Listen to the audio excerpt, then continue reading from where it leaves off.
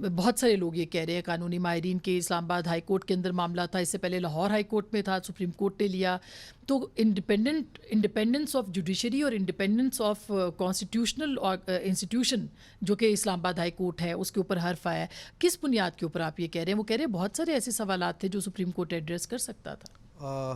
دیکھیں بات یہ ہے کہ جو آبزرویشنز اور جو comments honourable supreme court of Pakistan نے کل دیے ہیں کیس کے حوالے سے، وہ 100% درست ہیں. اور یہی کمنٹس یا یہی آبزرویشنز ججمنٹ اناؤنس ہونے کے بعد ہم نے بھی کی کہ کیس یہ ڈیفینس نہ ریکارڈ کرنا یہ بہت بڑی زیادتی ہے. ملزم کا حق ہوتا ہے کہ اس کے ڈیفینس وٹنسز ریکارڈ کیے یہ جو جائیں. سیشن کورٹ نے کیا اور ہمایوں دلاور صاحب کا، وہ ریکارڈ کیے بغیر کیسے کنکلوژن پہ پہنچے جی کہ ارریلیونٹ ہے، یہ تو کہیں بھی نظیر نہیں ملتی.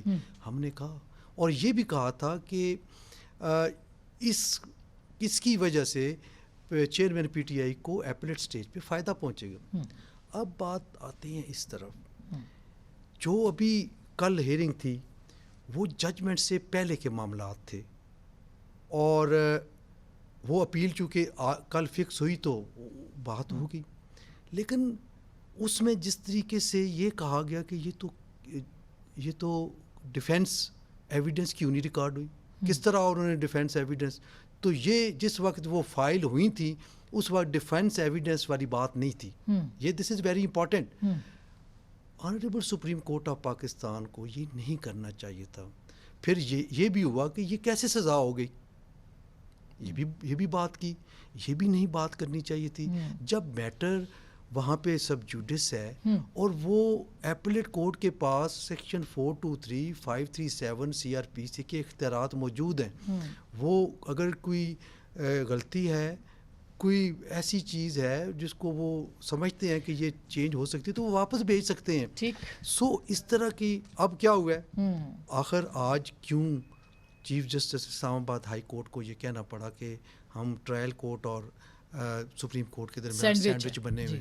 یہ وہی چیز تھی. ایک اور بات کرتا ہوں، یہ کسی بھی عدالت کے لیے انتہائی مشکل فیصلہ ہوتا ہے کہ apex court of the country ایسے ریمارکس یا ایسی آبزرویشن دے رہی ہے کہ جس سے نظر آ رہا ہے کہ یہ کیس ہی بالکل ختم ہو گیا. یہی ان پہ ہوا. میں بریک کے بعد میں